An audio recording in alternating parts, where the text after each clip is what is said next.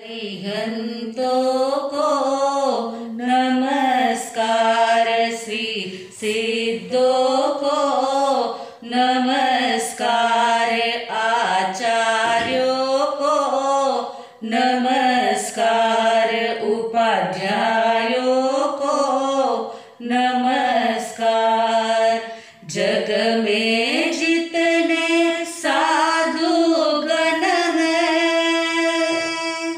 जग में जितने साधु गण हैं, मैं उनको वंदू बार बार, मैं उनको वंदू बार बार। अरिहंतों को नमस्कार, श्री सिद्धों को नमस्कार। ध्यान मूलम गुरुर्मूर्ति, पूजा मूलम गुरुपदम, मंत्र मूलम गुरुर्वाक्यम, मोक्ष मूलम गुरुकृपा, मोक्ष मूलम गुरुकृपा। अनंत उपकारी पूज्य वरों के चरण कमल में कोटिशा वंदन।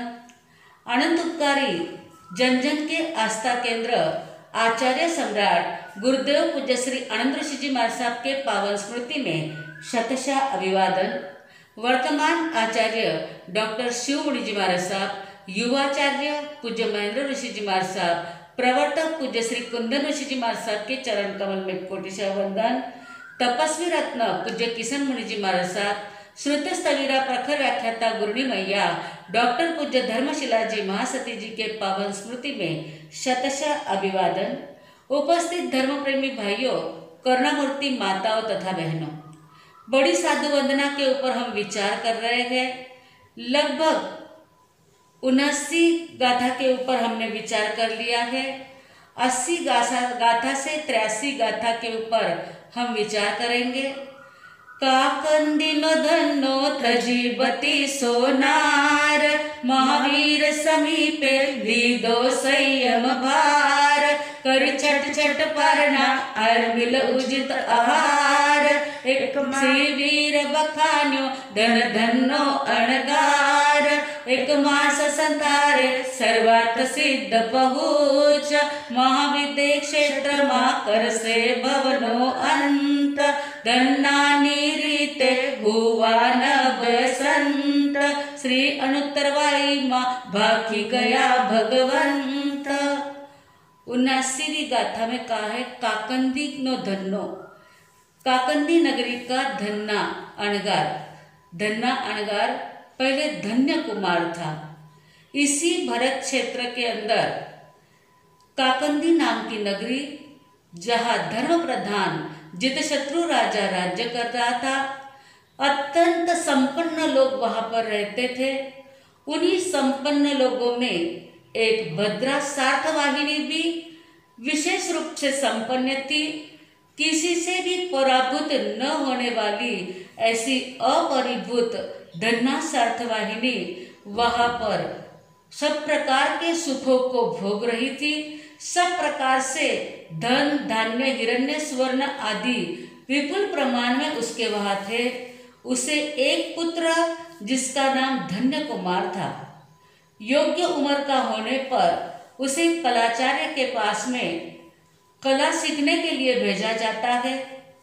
72 कला सीख करके धन्य कुमार अपने माता के पास में वापस आता है।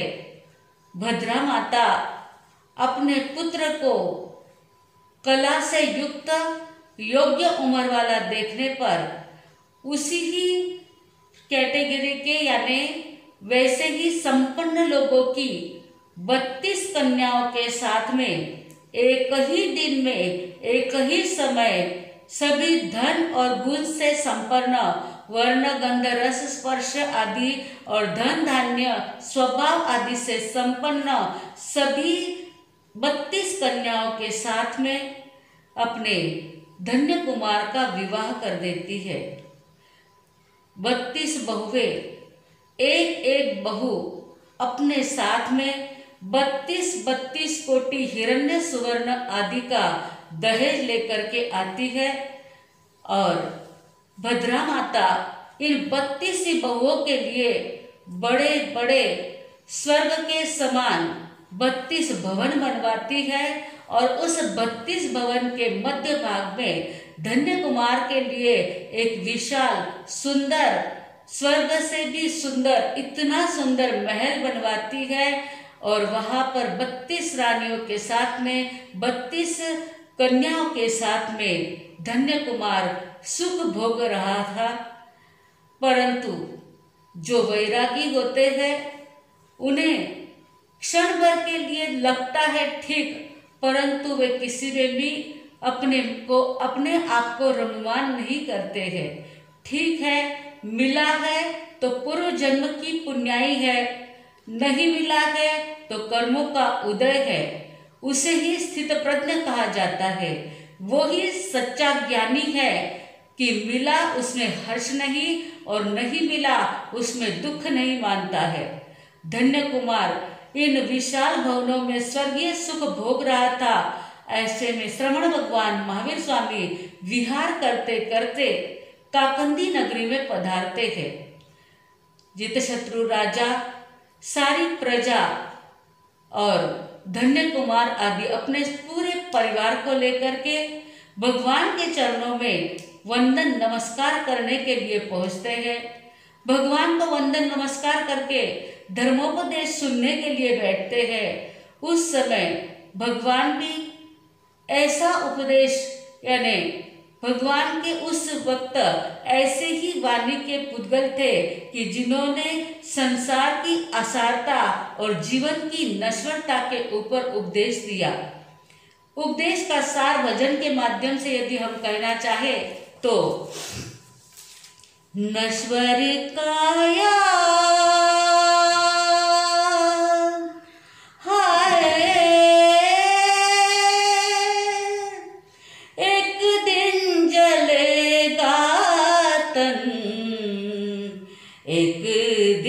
जलेगा तेरा माटी में मिलेगा नश्वर काया। हाय ये माटी की है काया, झूठी है सारी माया। ये माटी की है काया, झूठी है सारी माया। नर का जन्म तू पाया,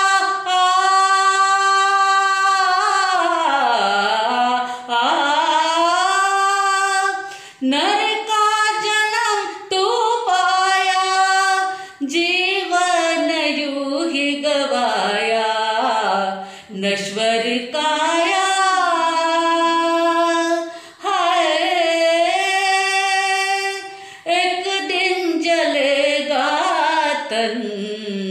एक दिन जलेगा तेरा माटी में मिलेगा नश्वर काया। हाय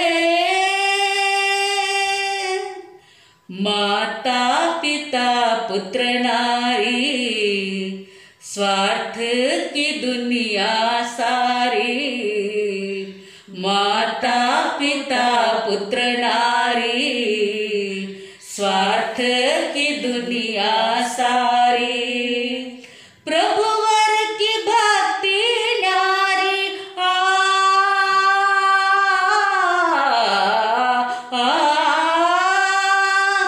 प्रभुवर की भक्ति न्यारी, जीवन में लगती प्यारी नश्वर काया।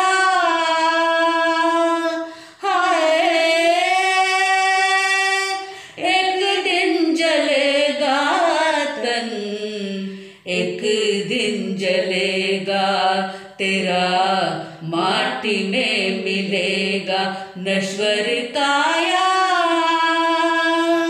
हाय मोह माया को अब तजना, प्रभुवर को निश दिन भजना। मोह माया को अब तजना, प्रभुवर को निश दिन भजना। उज्ज्वल जीवन बनाना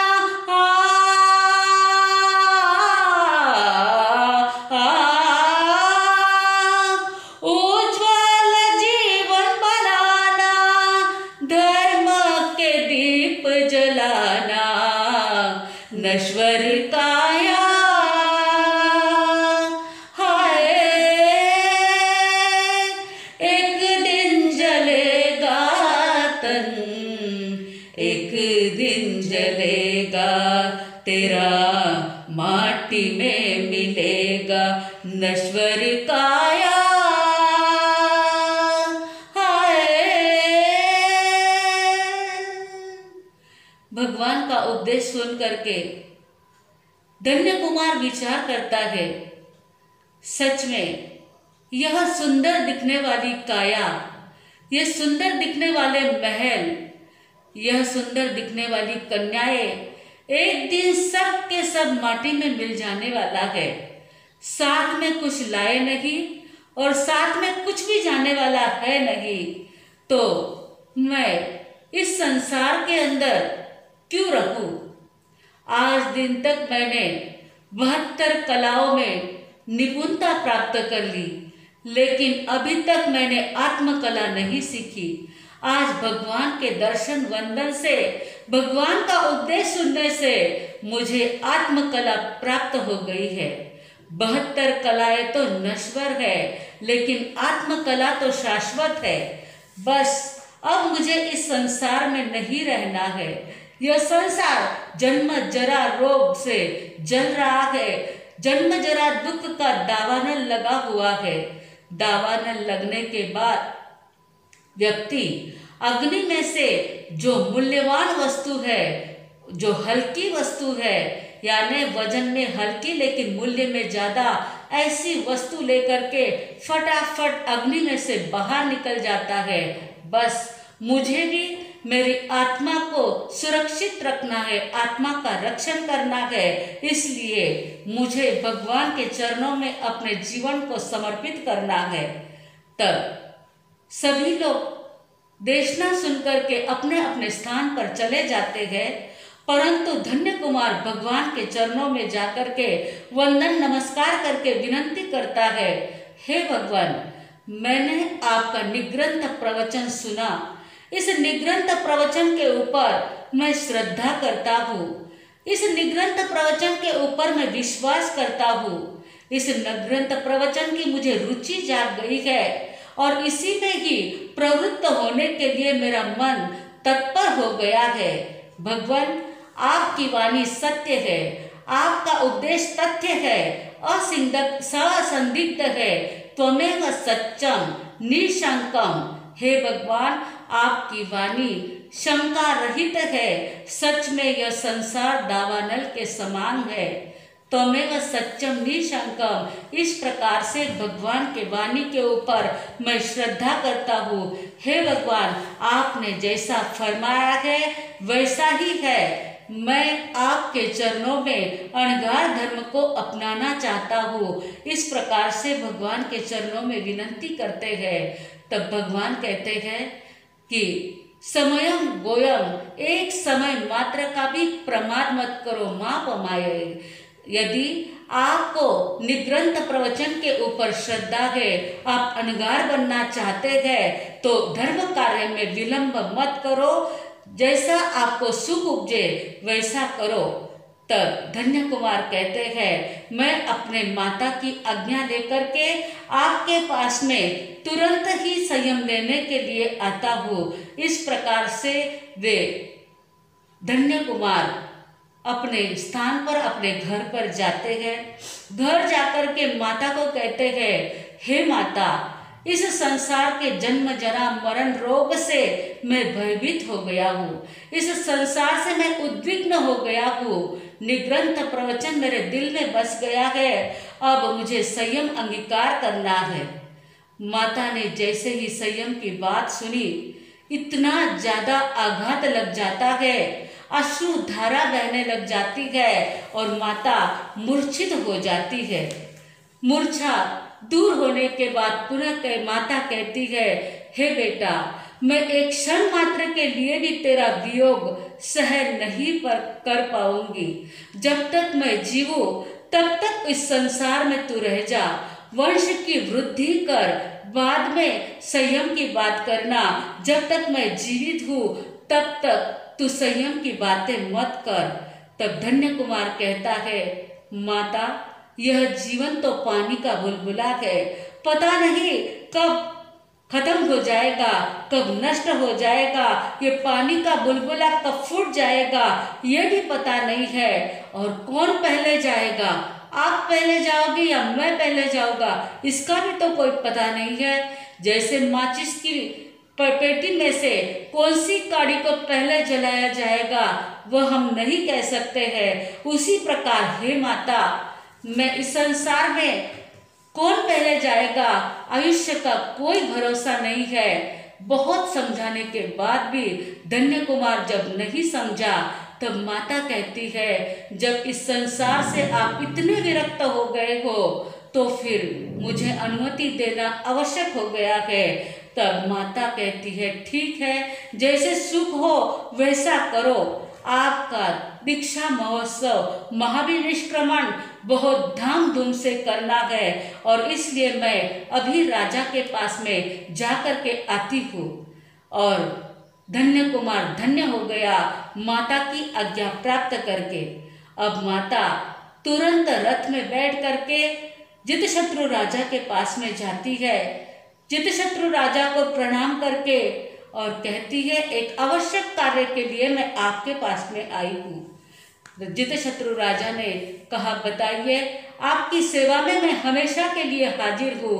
प्रजा यही मेरी संतान है। इस प्रकार से तब धन्य कुमार की माँ भद्रा सेठानी के सार्थवाहिनी कहती है कि हे राजन, मेरा पुत्र धन्य कुमार दीक्षा लेना चाहता है। बहुत समझाने के बाद भी नहीं समझ पा रहा है। तब उसके दीक्षा महोत्सव के लिए आपके पास में छत्र, चवर और मुकुट लेने के लिए मैं यहाँ पर आई हूँ। तब राजा कहते हैं, हे सार्थवाहिनी, मैं स्वयं ही आपके घर पर आता हूँ। मैं पहले धन्य कुमार को समझाता हूँ। यदि वह मान जाए तो ठीक, यदि वह नहीं मानता है तो मैं स्वयं ही उसके दीक्षा का महोत्सव करने के लिए सारी तैयारियां कर लूंगा। आप बिल्कुल भी चिंता ना करें। जितशत्रु राजा भद्रा सार्थवाहिनी के घर पर आते हैं। धन्य कुमार को विविध प्रकार से संसार का प्रलोभन देते हैं। संसार की आसारता धन्य कुमार राजा को समझाते हैं। दोनों का वार्तालाप चल रहा है, परंतु इसमें धर्म की ही जीत होती है और आखिर धन्य कुमार को राजा को भी आज्ञा देनी पड़ती है। राज आज्ञा प्राप्त करके धन्य कुमार के संयम का महोत्सव राजा स्वयं ही मनाते हैं। 1000 पुरुष उठा सके ऐसी शिबिका में बैठा करके धन्य कुमार को भगवान के समोसरण में ले जाया जाता है। अब माता रानियां सभी धन्य कुमार को लेकर के वहाँ समोसरण में पहुंची है। भगवान के चरणों में माता विनंती करती है कि हे भगवान, मैं आज आपको भिक्षा देने के लिए आई हूँ, आप उसको स्वीकार करें। इस प्रकार से भगवान को विनंती करती है। तब धन्य कुमार भी कहता है, भगवान, आपकी वाणी मेरे हृदय में बस गई है, आप मुझे प्रवज्जित कीजिए। भगवान कहते, आहा सुहम देवानुप्रिया। तुरंत धन्य कुमार ईशान कोने में जा करके पंचमुष्टि लोच कर करके और साधु का वेश धारण करके भगवान के सामने उपस्थित हो जाते हैं। भगवान उन्हें प्रवर्जित करते हैं।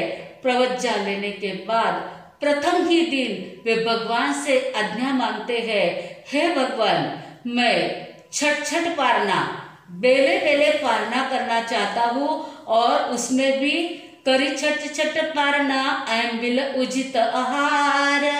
आयम्बिल का उज्जित आहार, उज्जित आहार यानी जो आहार जिसे तेल, घी आदि विगयों का लेप मात्र भी ना हो और गृहस्थी लोग सभी भोजन करने के बाद जो बचा कुचा अन्न हो, वह अन्न भी जो कुत्ते भी न खा सके, कोई भिक्षुक भिखारी भी न खा सके, ऐसा नीरस आहार, वह भी सूझता मिले ऐसा आहार, और उसको 21 बार पानी से धो करके और बाद में मैं उसको ग्रहण करूंगा, जिसमें जरा भी सत्व ना हो, ऐसा आहार ग्रहण करने का अभिग्रह लेते हैं।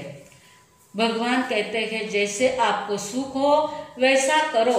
प्रथम बेले के पारने के दिन धन्य अनगार गोचरी के लिए पहले प्रहर में स्वाध्याय, दूसरे प्रहर में ध्यान करके प्रतिलेखन, प्रमार्जन आदि करके भगवान की आज्ञा लेने के लिए जाते हैं। आज्ञा लेकर के ऊंच नीच कुल में इरिया समिति पूर्वक जाते हैं। आहार पानी की गवेषणा करते हैं। कभी आहार मिलता है तो पानी नहीं, कभी पानी मिलता है तो आहार नहीं।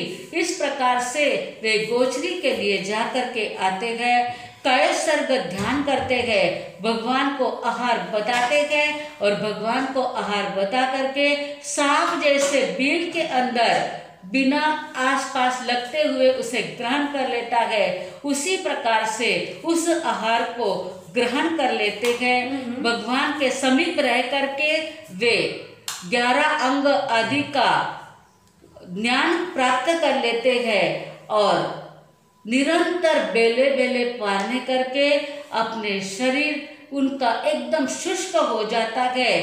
वे ऐसे जिनके शरीर के अंदर हड्डियों के ऊपर मात्र चमड़ा लगा हुआ है, ऐसा उनका शुष्क शरीर हो जाता है। जैसे कोयले की गाड़ी खड़ खड़ बजती है, वैसे धन्य अनगार चलते हैं तो उनकी हड्डियां खड़ बजती रहती है।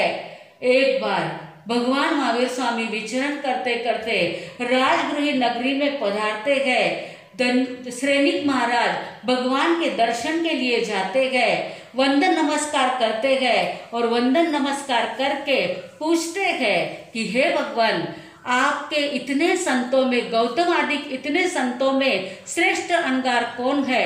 तब भगवान कहते हैं, साधु 14,000 में उत्कृष्ट अनगार, साधु 14,000 में उत्कृष्ट अणगार, वीर जिनंद बखानियो धन धन्नो अणगार। मेरे 14,000 साधुओं के अंदर धन्ना अणगार, धन्य है उसकी तपश्चर्या और धन्य है उसकी समता। इस प्रकार से भगवान के मुख से धन्ना अणगार की प्रशंसा सुन करके श्रेणिक महाराज जाते हैं, धन्ना अनगार के चरणों में वंदन नमस्कार करते हैं और कहते हैं कि हे धन्ना अनगार, आप धन्य हो, पुण्य हो, आपका जीवन सार्थक आपने बना लिया है। इस प्रकार से श्रेणिक महाराज धन्ना अनगार की प्रशंसा करते हैं, कहते हैं श्री वीर भगवान भी आपकी प्रशंसा कर रहे हैं, आपके तप की प्रशंसा भगवान के मुख से मैंने सुनी, आप धन्यवान हो, पुण्यवान हो। इस प्रकार से बार बार श्रेणिक महाराज प्रशंसा करते हैं। अब धन्ना अनगार विचार करते हैं, इस शरीर में अब कोई सत्व रहा नहीं है, आगे तपश्चर्या होगी ऐसा नहीं लगता है। वे भगवान की आज्ञा लेकर के संथारा व्रत ग्रहण कर लेते हैं। 1 मास का संथारा करके वे पूर्ण होने के बाद, संथारा पूर्ण होने के बाद काल को प्राप्त करके वे सर्वार्थ सिद्ध विमान में देव यानी सर्वार्थ सिद्ध विमान के देव बन जाते हैं। आगे महाविद्य क्षेत्र के अंदर सिद्ध, बुद्ध और मुक्त बनेंगे। एक धन्ना अनगार इतनी रिद्धि संपत्ति को छोड़कर 32 कन्याओं को छोड़ करके संयम अंगीकार करके मात्र 9 महीने के अंदर ही अपने संपूर्ण कार्य को संपन्न करके सर्वार्थ सिद्ध सब प्रकार की सिद्धि को प्राप्त करके सर्वार्थ सिद्ध विमान में पहुंचते हैं। ऐसे धन्य है धन्ना अनगार को। बोलो भगवान महावीर स्वामी की जय। आज के प्रश्न, धन्य कुमार कौन सी नगरी के थे? पहला प्रश्न है धन्य कुमार कौन सी नगरी के थे। दूसरा प्रश्न है धन्य कुमार की हड्डियों का आवाज कैसा होता था। धन्य कुमार की हड्डियों का आवाज कैसा होता था। तीसरा प्रश्न है धन्य कुमार को कितनी रानियां थी। धन्य कुमार को कितनी रानियां थी, यह तीसरा प्रश्न है। रोजाना की तरह आपको जवाब दे देना है। आज के सामूहिक पचकान, भोजन के पहले 5 नवकार मंत्र गिनना। भूल जाओ तो दिन भर में 11 नवकार मंत्र कभी भी गिन लेना है। आज 10 मिनट का मौन करना है। बड़े महाराज साहब अभी आपको पचकान कराएंगे, उसके बाद मंगल पाठ। भोजन के पहले 5 नवकार मंत्र गिनना। भूल जाओ तो 11 नवकार मंत्र दिन भर में कभी भी गिन लेना। आज 10 मिनट का मौन धारण करना। धारणा प्रमाणे उपयोग सहित पचकान ओ श्री। गुरुदेव गुरुनी जी महाराज साहब की आज्ञा से चतारी मंगलम, अरियंता मंगलम, सिद्धा मंगलम, साहू मंगलम, केवली पणत्तो धम्म मंगलम। चतारी लोगुत्तमा, अरियंता लोगुत्तमा, सिद्धा लोगुत्तमा, साहू लोगुत्तमा, केवली पणत्तो धम्मो लोगुत्तमो। चतारी शरणं पवज्जामि, अरियंते शरणं पवज्जामि, सिद्धे शरणं पवज्जामि, साहू शरणं पवज्जामि, केवली पणत्तम धम्मं शरणं पवज्जामि। 4 शरणा, दुख हरना, सुख करना, आनंद करना, मंगल करना, सकल कार्य सिद्ध करना, औरन शरणों कोय, जो भवि प्राणी आदरे तो अक्षय अविचल पद होय। बोलो भगवान महावीर स्वामी की जय।